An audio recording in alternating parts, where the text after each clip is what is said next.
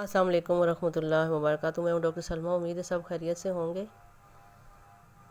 تو آج میں آپ کو بتانے والی ہوں کہ حضور نبی کریم صلی اللہ علیہ وسلم کی حضرت خدیجہ الکبریٰ سے شادی کس طرح ہوئی۔ بہت سے لوگ جو ہے نا اس بات کو پتہ نہیں کیا لے رہے ہیں، کیا باتیں کر رہے ہیں وہ، اور حضرت عائشہ صدیقہ کے ساتھ جو ان کی شادی ان کے بارے میں پتہ نہیں کیا کیا باتیں کر رہے ہیں۔ میں آپ کو تھوڑا سا اس بارے میں گائیڈ کرنا چاہتی ہوں، کیونکہ نبی پاک سے میں نے خود پوچھا ہے نا، میں نے بتایا نا کہ ان سے رپلائی ملتا ہے مجھے، اور آپ بھی رپلائی لے سکتے ہیں ان سے، کوشش کریں تو، کیونکہ آپ نے کرنی ہے کوشش۔ آپ نے مجھ سے وعدہ کیا نا کہ کریں گے کوشش، ہاں آپ نے کرنی ہے کوشش، ٹھیک ہے، تاکہ آپ کو بھی رپلائی ملے کہ وہ آپ کو کیا کہنا چاہتے ہیں، کیا ڈیوٹی آپ کو دینا چاہتے ہیں۔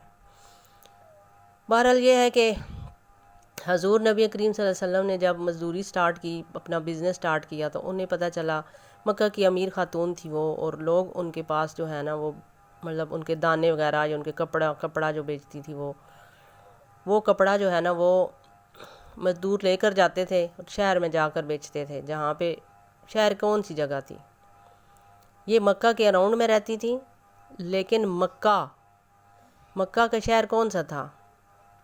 مکہ کی سب سے بڑی تجارت گاہ جو ہے نا وہ خانہ کعبہ کی جگہ تھی یہ، ٹھیک ہے۔ اور اس سے پھر دوسری جو ہے نا وہ بنی ہے وہ مدینہ میں، یعنی کہ مدینہ مدن ہوتا ہے نا، ایک اراؤنڈ ہوتا ہے، جیسے کہ ہم کئی بازار دیکھتے ہیں، اتوار بازار، جمعہ بازار، منگل بازار، تو اس بازار کے اندر دیکھا نا کہ کس جگہ پر ایسے میدان کے اندر وہ انہوں نے لگائے ہوتے ہیں سارے اپنے سٹال۔ اسی طرح وہ میدان جو ہے نا وہ بعد میں اس کا نام مدن سے میدان ہو گیا، میدان سے مدینہ ہو گیا، اس طرح وہ وہاں پہ لگاتے تھے اپنی چیزیں، لوگ زیادہ ہوتے تھے پھر وہاں پہ پھیل جاتے تھے اس طرح مختلف۔ پھر ظاہری بات ہے پوری دنیا سے لوگ وہاں پر آتے تھے نا، کیونکہ اس جگہ پہ تجارت کا مال بکا کرتا تھا، تو وہ نبی پاک تجارت کا مال لے کر وہاں پر آتے تھے۔ اب یہاں پہ کئی دفعہ ایسا ہوتا تھا کہ گندم کے دانے جو ہیں وہ بارش، آپ کو پتہ ہے کہ جب گندم کے دانے صاف کیے جاتے تو بارشوں کا موسم، بارش سے گیلے ہو جاتے ہیں اور وہ پانی سے بھر جاتے ہیں، بھاری ہو جاتے ہیں، وزن میں وہ پھر بھاری ہو جاتے ہیں۔ تو نبی پاک جب دانے بیچتے تھے نا تو وہ دانے جو ہے نا وہ زیادہ مطلب اس میں ڈالتے تھے، دانے تول میں وہ اس وجہ سے زیادہ ڈالتے تھے کہ ان میں پانی ہوتا تھا، اس وجہ سے وزن زیادہ ہوتا تھا۔ وہ ہمیشہ اپنی چیزوں کا عیب بتا کر بیچتے تھے، اور ہم اپنی چیزوں کے عیب کے ساتھ بیچتے ہیں، اس وجہ سے ہم ناب تول میں ہم جو کھاتے ہیں نا وہ پھر حرام ہوتا ہے۔ اسی طرح کپڑا کہیں سے پھٹا ہوتا تو اس کو بھی کم قیمت میں بیچتے تھے۔ بس یہی باتیں جو تھیں نا وہ نبی پاک کی دوسروں سے جداگانہ تھی۔ اور ان کے بھائی کے پاس جو کتاب تھی، اس کتاب کے اندر لکھا تھا کہ ہاں اس مسلمانوں کے اندر اب ایک ایسا رسول آنے والا ہے۔ انہوں نے اپنی بہن کو بتایا کہ یہ وہی اللہ کا رسول ہے، آپ اس کی ایمانداری کو دیکھیں۔ چرچا تو پھیل گیا، ساتھ اور کام کرنے والوں نے بتایا کہ یہ ایسا کرتے ہیں وہاں پر جا کر۔ اب کوئی اور ہوتی نا تو وہ کہتی کہ بھائی میرے تو دانے زیادہ دے رہے ہو آپ، یہ تو میں نہیں کرنے دوں گی۔ لیکن چونکہ ان کو پتہ تھا، ان کو پہلے اس کتاب نے خبر دی تھی کہ ایک محمد نام کا اس قبیلے میں پیدا ہونے والا ہے۔ پیدائش تو ان کی چھپا کے رکھی کیونکہ لوگ ان کے دشمن تھے، ان کو مار دینا چاہتے تھے، لیکن پھر جب بڑے ہوئے تو تب بھی لوگوں کو اتنا زیادہ پتہ نہیں تھا ان کا، کہ جب تک کہ انہوں نے نبی ہونے کا دعویٰ نہیں کیا تھا اللہ کے حکم سے۔ پھر اس بات پہ حضرت خدیجہ الکبریٰ کو وہ بتاتے تھے کہ اس طرح وہ جب جاتے ہیں تو دھوپ ہوتی ہے تو ان کے اوپر بادل سایہ کر لیتا ہے، ایسی باتیں نہ بتاتے تھے ان کو۔ جب یہ باتیں ساری سنتی وہ اپنے بھائی سے ڈسکس کرتی، تو انہوں نے پھر اپنے بھائی سے ڈسکس کر کے انہوں نے کیا کیا کہ نبی پاک کو نکاح کا پیغام دے دیا، کیونکہ ان سے یہ چیز ان کو بہت پسند آئی۔ اب یہاں سے پتہ یہ چلتا ہے کہ اگر کوئی آپ کو اس حوالے سے پسند ہے، اسلام کے حوالے سے بندہ، تو عورت جو ہے نا وہ اس سے نکاح کا پیغام بھیج سکتی ہے۔ اب اس وقت حضرت خدیجہ الکبریٰ کی 4 بیٹیاں تھیں پہلے شوہر سے جو فوت ہو گیا تھا، 4 بیٹیاں تھیں۔ اب 4 بیٹیاں جب تھیں تو کوئی اور بندہ تو کہے نا کہ بھائی بڑھاپا میرے مقدر میں کیوں ہے، میں بوڑھی عورت کو کیوں لوں، اور وہ بھی بچوں سمیت۔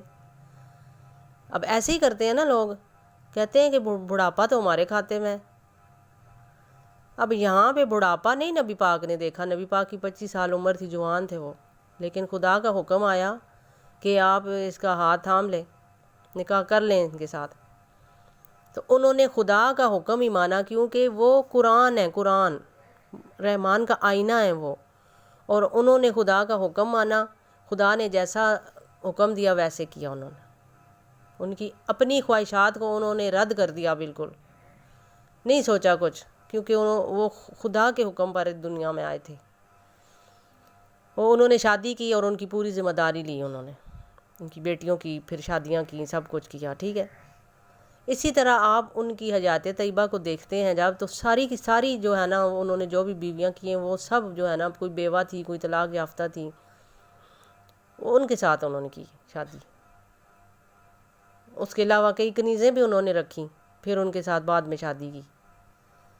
پھر جب اسی طرح وہ ہر عمر میں شادیاں کرتے رہے۔ ہم کہتے ہیں نا جی ہم تو بوڑھے ہو گئے ہیں تو ہم شادیاں نہیں کر سکتے، کیونکہ اللہ تعالیٰ نے عورت زیادہ پیدا کی، مرد کو کم پیدا کیا ہے، اس لیے عورتیں زیادہ ایک مرد کی طویل میں دی گئی ہیں۔ ٹھیک ہے، شادیاں نہیں کر سکتے تو کنیزیں رکھو، کنیزوں کو تم اپنے گھر میں رکھو، جو اچھی لگتی ہے اس کے ساتھ ہم بستری کرو، اور جو بھی نان نفقہ ہے اس کا دے دو، ٹھیک ہے۔ اب کنیزیں اتنی زیادہ رکھی ہوئی تھی، نبی پاک نے خود کنیزیں رکھی ہوئی تھیں، اور پھر بعد میں ان سے نکاح کر لیا۔ نکاح وہی ہوتا ہے، کنیزوں کا بھی نکاح ہی ہوتا ہے وہ، لیکن صرف وہ جو ہوتا ہے نا، وہ صرف چھپا ہوا ہوتا ہے۔ اور یہ جو شو کرتے ہیں نا لوگوں کے آگے، یہ شو کرنے کا یہ مطلب ہوتا ہے کہ انہیں ڈر ہوتا ہے یہ کہ کہیں وہ اس عورت کے ساتھ جو ہے نا کوئی یہ نہ کر دے، اگر چھپا ہوا ہوگا تو ظاہری بات ہے جلدی سے اس کو طلاق دے دے گا یا اس کے حقوق پورے نہیں کرے گا۔ اس وجہ سے اللہ تعالیٰ نے فرمایا، کیونکہ زمانے میں اکثر اسی طرح ہی ہوتا ہے۔ اب حضرت ابراہیم علیہ السلام کی مثال آپ لے لیں، انہوں نے کنیز کے ساتھ ہی شادی کی تھی نا، کنیز کے ساتھ ہی، ان کی بیوی کی کنیز تھی اور بیوی گواہ تھی ان کی، اور بس یہی تھا سب کچھ۔ تو وہ کنیز ہی سے حضرت اسماعیل علیہ السلام پیدا ہوئے، تو اس کنیز ہی سے حضور نبی کریم صلی اللہ علیہ وسلم پیدا ہوئے نا۔ یہاں سے آپ دیکھیں نا کہ کیا چیز ہے۔ ہم تو کہتے ہیں کنیزوں سے شادی نہیں کرنی چاہیے، یہی تو غلط علم ہے جو آپ کو دیا گیا ہے، جس کی وجہ سے ہزاروں رشتے اسی طرح بیٹھے ہوئے، عورتیں ایسے بوڑھی ہو جاتی ہیں، فوت ہو جاتی ہیں، لیکن کوئی ان کے ساتھ شادی نہیں کرتا۔ یہ زیادتی ہے نا بھائی۔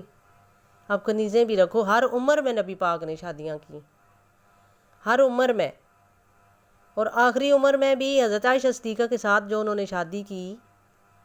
اب حضرت حجۃ الکبریٰ سے شادی کی نا، دولت تھی ان کے پاس، تو انہوں نے دولت ساری نبی پاک کے حوالے کر دی کہ اب جدھر چاہیں اس کو استعمال کر سکتے ہیں۔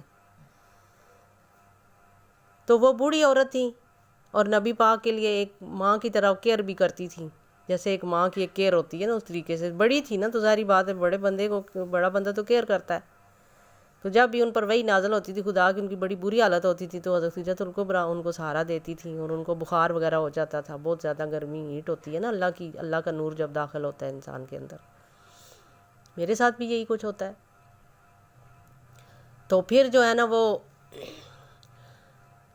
حضرت حجۃ الکبریٰ کے ساتھ جب شادی کی، تو تب بھی آپ دیکھیں کہ اس وقت بھی ان کی عمر کتنی بڑھاپے والی تھی۔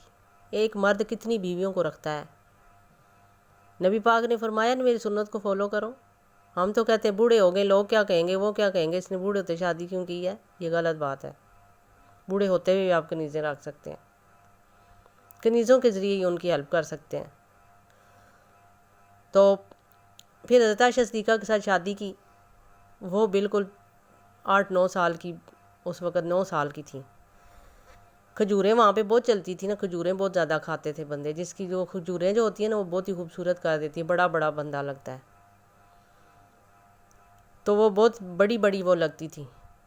پھر حضرت بکر صدیق نے ان کو ان کی صحبت میں دے دیا کہ آپ اس کو اپنے گھر میں رکھیں۔ اب گھر میں انہوں نے رکھا اس کو، اور پھر جو ان کی دوسری بیوی تھی حضرت حضور نبی کریم کی، انہوں نے پھر اس بچی کو سکھایا سب کچھ کہ کس طرح آپ نے ان کو کھانا دینا ہے، کیا کرنا ہے۔ انہوں نے اپنے خاوند کی خدمت کی، پہلے سارا کچھ سیکھا، ان کو دیکھا، ان کے اعمال کو دیکھا، کیا کرتے ہیں وہ، ان کو کس وقت کس طرح کھانا دینا ہے، ان کو کپڑے کیسے دھونے ہیں، وہ ان کی ساری چیز کو وہ دیکھتی رہیں۔ تو یہاں پہ ہو گیا نا انڈرسٹینڈنگ والا مسئلہ۔ اب وہ اس کی صحبت میں ہی ہوتی ہے نا، جیسے اب کنیزیں ہوتی ہیں یا ہم انڈرسٹینڈنگ والا پہلے انڈرسٹینڈ کرتے ہیں اس کو کہ ہاں بھائی واقعی اس کے ساتھ شادی قابل ہیں کہ نہیں۔ وہ بھی تو گھر میں ہوتی تھی، کھانا ان کو دیتی تھی، نبی پاک کے سامنے ہوتی تھی نا، تو ہم کہتے ہیں کہ غیر محرم کے سامنے نہیں ہونا چاہیے۔ تو کیا حضرت بکر صدیق نے کسی کے سامنے تو نہیں کہا، بس ان کے حوالے کر دی کہ ہاں جی میری بیٹی آپ کے حق نکاح میں ہے تو آپ اس کو گھر رکھیں اپنے گھر۔ پھر صحبت میں دے دیا نا، جیسے بہت سے لوگ مدرسوں میں جا کے پیروں کی صحبت میں دے دیتے ہیں اپنی بیٹیاں، وہ صحبت میں دے دیا۔ اب پھر صحبت کے اندر جب دیا تو وہ صحبت کے اندر تو آپ کے پاس بھی کنیزیں رہ سکتی ہیں نا، کنیزیں۔